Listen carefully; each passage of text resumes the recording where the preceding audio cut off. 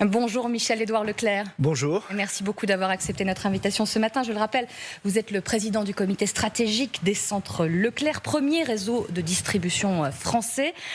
J'ai une première question pour vous. Est-ce que vous aimez jouer un peu les Cassandres, monsieur Leclerc, quand on vous écoute et qu'on lit les propos d'un certain gouverneur de la Banque de France hier? Ça ne va pas vraiment dans le même sens concernant l'inflation. Il dit, et ça nous a plutôt surpris et donné le sourire, que finalement l'inflation sera divisée par 2 d'ici la fin de l'année, ce qui va un peu à l'encontre de vos prévisions. Alors qu'est-ce que vous avez pensé de ces propos? Alors non, je lui ai reproché principalement depuis 1 an et demi de faire un déni d'inflation. Lui et d'ailleurs la plupart des porte-paroles des grandes institutions qui ne voulaient pas voir l'importance de l'inflation, l'impact de l'inflation. Je viens sur ces plateaux depuis 1 an et demi pour dire l'inflation qui advient. Un déni d'inflation des politiques également, du gouvernement? Des politiques, des décideurs publics. Cette génération politique n'a jamais vécu l'inflation.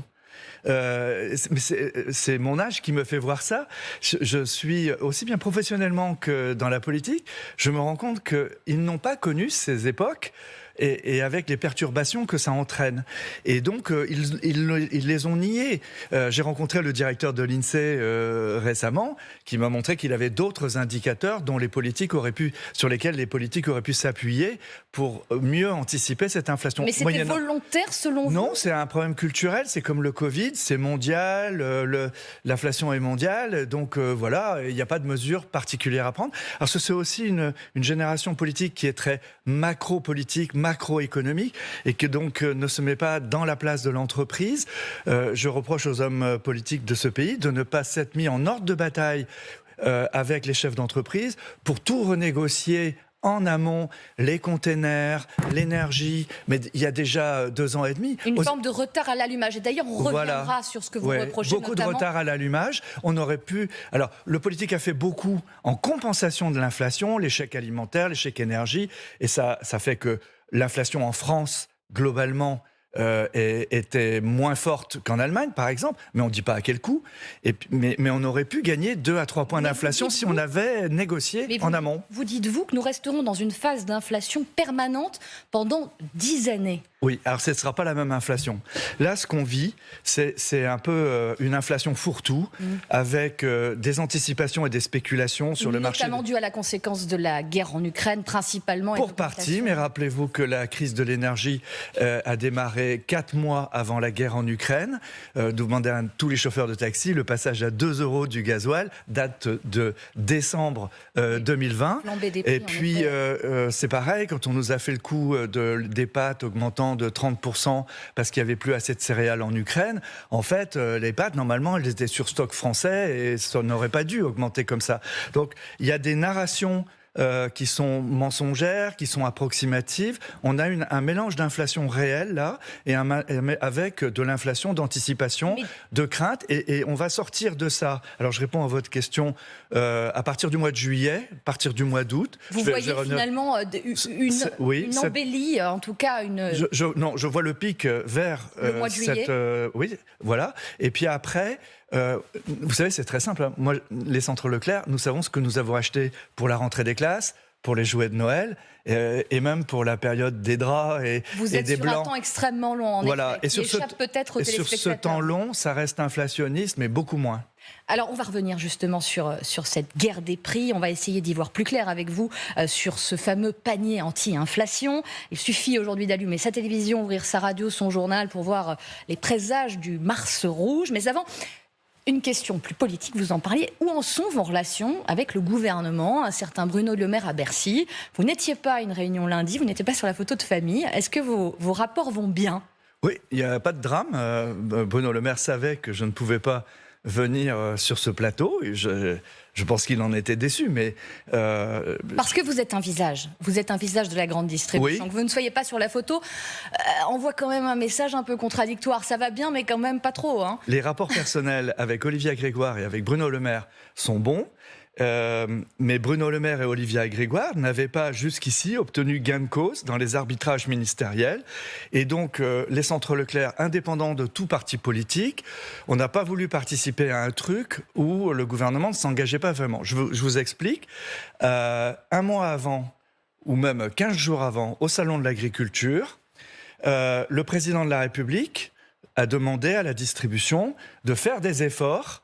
Il aurait pu dire « elle fait beaucoup d'efforts déjà », mais il a demandé à faire des efforts à la distribution. Car on le rappelle, sur l'alimentaire, l'inflation au mois de février s'établit à plus de 14,5%. C'est gigantesque. Donc c'est beaucoup. Et donc, il aurait pu demander aux industriels, il aurait pu associer les industriels à cette demande d'efforts.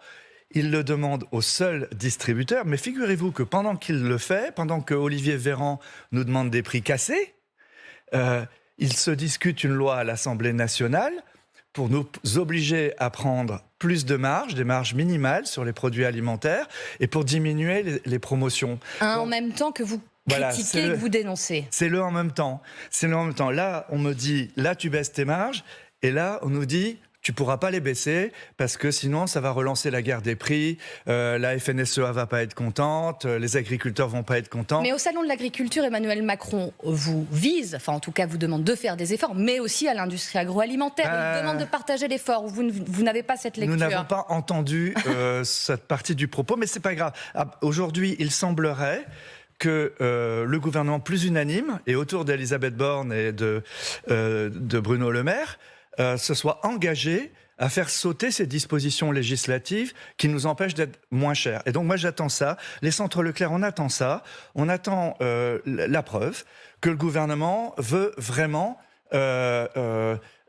partir sur la lutte contre l'inflation. Je ne le doute pas que Bruno Le Maire veuille ça. Il multiplie les efforts et on va revenir sur la fameuse cocarde et sur les dispositifs qui ont été mis en place. Mais je voulais juste revenir sur un propos que vous avez eu. On sent bien, dites-vous, que cette génération de politiques ne va pas en magasin et ne fait pas ses courses. C'est aussi ça une partie du problème aujourd'hui ? Oui, c'est une partie du problème parce que au fond, ils ont été formés, d'ailleurs comme moi, à la fac, mais eux dans les écoles de commerce. Moi, je suis aussi président d'une école de commerce, Neoma, qui est une très bonne école.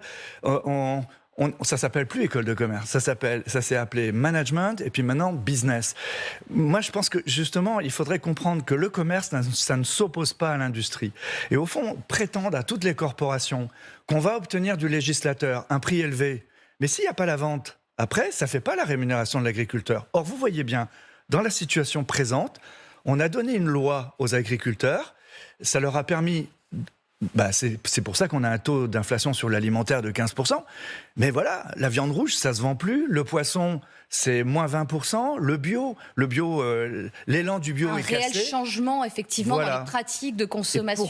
Pourquoi Tout simplement parce qu'on a pensé le système comme ça en termes comptables et on n'a pas regardé le comportement des consommateurs dans les magasins. En tout cas, aujourd'hui, les 3 associations de consommateurs les plus importantes en France, parmi lesquelles l'UFC Que Choisir, nous rejoignent ou nous les rejoignons pour demander la suppression de cette loi en débat à l'Assemblée nationale. Ça va avoir lieu la semaine prochaine. Effectivement, nous demandons qu'on sucre ça, qu'on nous laisse faire les promotions qu'il faut et qu'on nous oblige pas à prendre une marge de 10% sur des produits alimentaires. De toute façon, c'est n'importe quoi. Mais vous pouvez pas vous imaginer. Mais un projet de loi qui protège aussi, enfin en tout cas c'est sa volonté, les agriculteurs et tous les producteurs et artisans. Vous me tendez la perche. On m'oblige à prendre 10% de marge sur du chocolat, par exemple, de Nestlé ou de Mars. Et vous dites qu'on ne fabrique pas de chocolat en France. On ne fabrique pas de chocolat en France. On me demande de prendre 10% sur le café. Je ne connais pas beaucoup de régions qui produisent du café en France. On me demande de prendre 10% de marge sur l'eau d'Évian. Je suis d'accord, mais comment ça va de Évian aux producteurs de porc ou aux producteurs de lait ? Vous voyez, c'est des mots, ce sont des articulations qui n'ont pas été pensées. Ils se sont dit, en enrichissant les distributeurs, ils pourront payer plus cher les produits agricoles. Mais ça ne se passe jamais comme ça. Une forme de déconnexion. Et d'ailleurs, ce matin, un de vos confrères, à la tête de Système U, Dominique Schelcher, pousse un coup de gueule justement sur ces industriels. Alors d'abord, revenons sur le début, la volonté du gouvernement d'imposer un panier anti-inflation. Vous êtes tous unis pour ne pas le faire, parce que ça n'allait pas finalement dans le sens que vous faites, de ce que vous faites aujourd'hui déjà dans vos hyper et supermarchés, parce que vous le dites, vous pratiquez déjà des prix assez bas et vous ne vouliez pas que le gouvernement vous impose une liste de produits. D'abord, les mêmes qui disent que la guerre des prix est trop forte en France, c'est ce qui se dit pendant le salon de l'agriculture, les mêmes qui disent c'est trop bas les prix, on mange pas bien, on va finir par manger de la merde, les mêmes vous disent maintenant qu'il faut baisser les prix. Donc calmez-vous, c'est vous qui n'étiez pas sur la bonne longueur d'onde. La distribution française, aujourd'hui, est très efficace. Carrefour, Auchan, Lidl, Aldi, on n'est pas forcément tous d'origine française, mais en France, la distribution, aujourd'hui, fait gagner 1 à 2 points d'inflation, rien que par ça. Concurrence, vous voyez, faut arrêter de parler de guerre de prix, c'est simplement de la concurrence. Et donc aujourd'hui, on fait le job. Maintenant, l'État nous dit, on va vous aider à orchestrer ça. Moi, breton, un peu rebelle, j'aime pas trop quand l'État vient me dire comment il faut faire pour vendre des salades. Je les ai jamais vus dans les magasins. Ce panier anti-inflation était la pire des solutions, ce n'était pas la bonne manière de régler l'inflation. Le premier panier anti-inflation, c'était pas cher, pas trop pas cher, vous nous mettez des appellations contrôlées, du végan, enfin, il fallait faire plaisir à tout le monde, mais en fait, c'était pas visible. Donc le premier panier a été remisé, mais dans une bonne discussion. Olivia Grégoire, elle nous en veut pas. Ça a été un vrai débat, une discussion nourrie. Mais là, maintenant qu'ils sont pas venus nous aider pendant les négociations, ça j'ai trouvé ça pas bien, parce que les négociations, Dominique Schoelcher vous l'a dit, il l'a dit sur les ondes, les industriels ont complètement déconné, ils sont partis avec des demandes de prix faramineuses. Absolument, j'aimerais y revenir justement. Il le dit ce matin sur RTL, en parlant, il y va fort, il tape du poing sur la table, en disant en effet qu'il y a eu une exagération, des super profits, une recherche de reconstitution de marge de la part de gros industriels, parce que là on parle effectivement d'énormes groupes gigantesques au profit aujourd'hui très très important. Vous avez une page hier dans le journal Les Échos, je crois que c'est même 2 pages, où vous avez tous les profits du CAC 40, vous avez des entreprises multinationales qui publie les résultats aujourd'hui sur Boursorama et autres. Vous voyez, Procter, il sort quelque chose, c'est même plus que Total. Procter, c'est les produits d'entretien et tout ça. Et donc, à un moment donné, non mais moi, je ne suis pas contre qu'ils fassent des profits, notamment s'ils réinvestissent dans l'économie décarbonée, écologique de demain. Mais notre problème à nous, Système U, Leclerc et Intermarché, c'est que leurs prix, ils nous ont demandé de les augmenter dans nos magasins. Notre réputation a été entachée de leur hausse de prix et ils nous ont dit que c'était à cause de l'Ukraine, ils nous ont dit que c'était parce qu'il y avait des problèmes de matières premières, mais on voit bien qu'ils ont donné plus de 20% de rémunération à leurs actionnaires. Mais qu'on comprenne bien. Donc pour comprendre bien, il faut comprendre qu'une grande partie de l'inflation que les Français, qu'on nous a fait appliquer aux Français, avec une loi très dure, on nous a fait appliquer une inflation qui aurait pu être peut-être moitié moins, vous voyez. Mais qu'on comprenne bien dans les négociations qui se sont déroulées ces dernières semaines, on a un peu dramatisé l'enjeu, mais parce qu'il est là aussi, comment ça se passe? Ils viennent vous voir et ils vous disent, voilà, je vais augmenter mon prix de ma bouteille de Coca-Cola ou de mon dentifrice de 20-18%, et vous êtes obligé d'accepter? Je vais vous faire un aveu, ils ont fait un coup de lobbying génial. Ils sont arrivés avec des demandes spectaculaires. Et tout en disant, c'est comme au poker, on commence très haut, on sait que ça va être divisé par 2, donc autant démarrer plus haut, et on verra bien où ça s'arrêtera. Sauf que, avec la complicité de parlementaires, pendant que nous on négociait, ils ont fait une loi modificative, là, qui va être discutée dans 15 jours, et l'idée c'était que si on ne se mettait pas d'accord sur le prix de négociation, c'est le premier prix proposé par l'industriel qui l'emporterait, c'est-à-dire le plus cher. Donc on a failli se faire avoir avec ça. C'est un véritable circuit de lobbying avec vous dénoncez aujourd'hui. Qu'on dénonce. J'ai jamais vu un lobbying agroalimentaire multinational aussi organisé autour du Parlement. Mais c'est incroyable. Mais ce que vous avez aussi obtenu de la part du gouvernement et de Bercy plus précisément, c'est qu'il y a un nouveau round de négociations au mois de juin prochain. Parce que ce que disent aussi vos concurrents, mais en tout cas collègues, c'est de voir aussi qu'aujourd'hui il y a des prix qui sont à la baisse, les coûts de transport, la guerre en Ukraine certes continue, mais le gaz redescend. Donc là aussi, ça va vous permettre d'avoir une nouvelle marge de négociation d'ici quelques mois. C'est ce que vous espérez, voilà, en tout cas. Il faut remettre tout le monde autour de la table. En gros, on s'est fait avoir sur la période d'1 an et demi qui vient de se passer. J'avais raison. Les taux d'inflation que j'avais annoncés se sont révélé vrai. On nous a refusé des commissions d'enquête, vous avez vu les prix sur les conteneurs. On nous a refusé des commissions d'enquête sur l'énergie, vous avez vu les marges qui se sont faites. On nous a dit faut aider les agriculteurs, vous avez vu que c'est les multinationales qui ont distribué des dividendes. Donc on s'est fait avoir et les consommateurs français ont payé ça. Donc oui, nous avons demandé à Bruno Le Maire de pouvoir avoir un round de renégociation pour faire maintenant rebaisser les prix au deuxième semestre au prorata de la baisse des prix de marché. Mais ce n'est pas encore garanti parce qu'il faut une loi. Il faut une loi. Pour le moment, c'est une promesse d'intention de notre cher Bruno Le Maire, et de notre ministre de la Consommation, Olivia Grégoire. Si ça se concrétise, et on attend de voir si ça se concrétise. En tout cas, là, dans 15 jours, ça va être un vrai test. Est-ce que le gouvernement, qui a mis un projet de loi en procédure d'urgence pour renouveler les marges minimums sur l'alimentaire et pour limiter les promotions sur les produits d'entretien, les couches, est-ce qu'il va faire sauter ça ou pas? Parce que s'il ne fait pas sauter ça, alors là, on ne peut pas le créditer d'une bonne intention. Michel-Édouard Leclerc, le temps file. Juste sur ce panier anti-inflation qui s'est transformé en trimestre anti-inflation, une cocarde tricolore, logo fait par le gouvernement. Est-ce que vous allez la poser dans vos rayons? Les conquérants le font, vont le faire, la plupart d'entre eux en tout cas. Est-ce que Leclerc, on va voir ces cocardes tricolores? Bruno Le Maire a laissé libre les initiatives de chaque distributeur, parce qu'il y a quand même des distributeurs dont le souci n'est pas de vendre moins cher. Très clairement, Monoprix, Casino, je peux les citer. Je pense que les dirigeants ne m'en voudront pas. Ils ne cherchent pas la bagarre sur les prix. À côté de ça, nous, aujourd'hui, nous essayons d'être le moins cher du marché. À côté de nous, il y a Lidl, vous le martelez en disant Aldi, en effet que vous êtes les moins chers. Donc, nous publions des comparateurs, d'ailleurs, pour prouver cela.